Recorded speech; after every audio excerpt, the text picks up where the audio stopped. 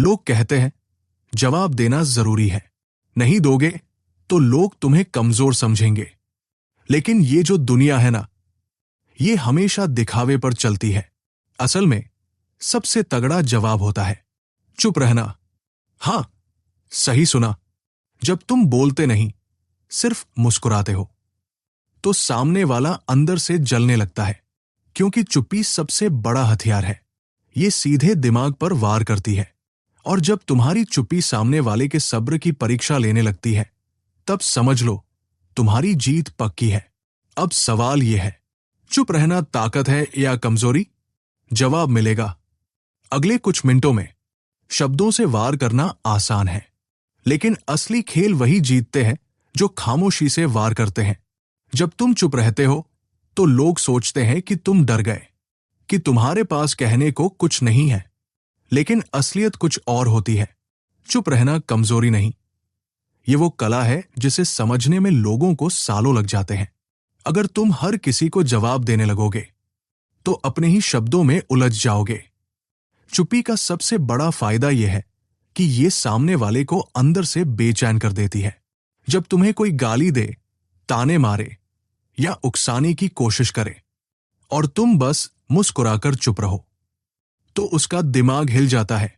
लोग सोचते हैं कि बहस जीतकर वो ताकतवर बनेंगे, लेकिन सच्चाई यह है कि जो चुप रहकर हालात को अपने फेवर में मोड़ता है, वही असली मास्टरमाइंड होता है।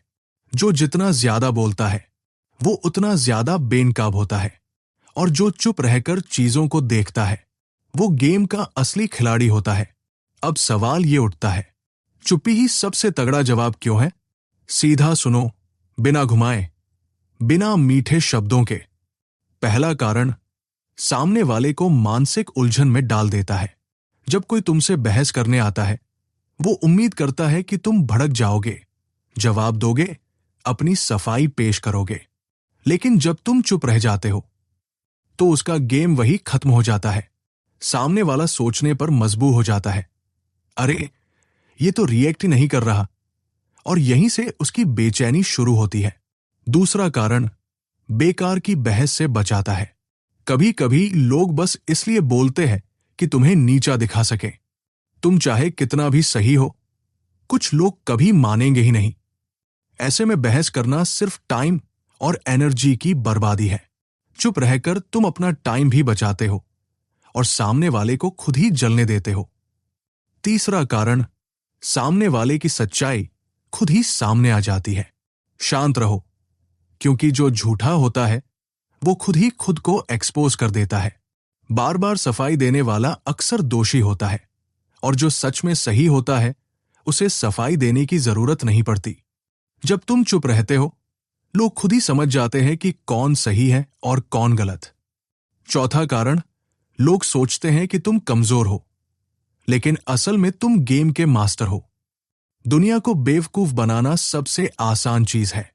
उन्हें लगेगा कि तुम चुप हो, कमजोर हो, लेकिन असल में तुम सब कुछ देख और समझ रहे हो। और जब सही वक्त आएगा, तब एक ही चाल में पूरा खेल पलट दोगे। याद रखना, शेर तब तक चुप रहता है जब तक शिकार न सामने आ जाए। इतिहास गवाह है, बड़े से बड़े महान लोग कभी बेकार की बहस में नहीं पड़े।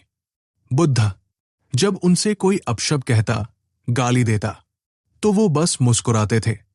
एक बार किसी ने पूछा, तुम चुप क्यों रहते हो? बुद्ध ने जवाब दिया, अगर कोई तुम्हें गिफ्ट देना चाहे और तुम उसे स्वीकार ना करो, तो वो गिफ्ट किसका रहेगा?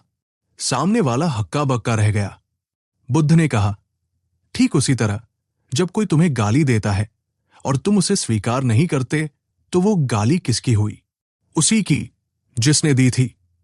चाणक्य, जिनकी नीतियों से बड़े बड़े राजा डरते थे, उनके पास तर्क, ज्ञान और शब्दों की ताकत थी, लेकिन वो जानते थे कि हर सवाल का जवाब जरूरी नहीं होता। कभी कभी चुप्पी ही सबसे बड़ा संदेश होती है। जो असली ताकतवर होता है, वो हर जगह अपनी सफाई देने नहीं भागता, वो सिर्फ सही मौके पर वार करता है।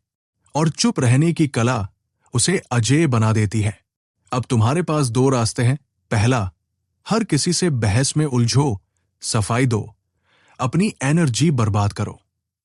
और दूसरा, चुप रहकर खेल का असली मास्टर बनो, क्योंकि जो चुप रहता है उसकी हर बात वजनदार होती है। जब वो बोलता है तो दुनिया सुनती है। अगली बार जब कोई बहस करने आए, जवाब मांगे, ताने मारे, तो क्या करना है? मुस्कुराओ और चुप रहो। देखना, सामने वाला खुद ही हार मान लेगा। लाइक, शेयर और कमेंट करो अगर तुम भी चुप्पी की ताकत समझते हो।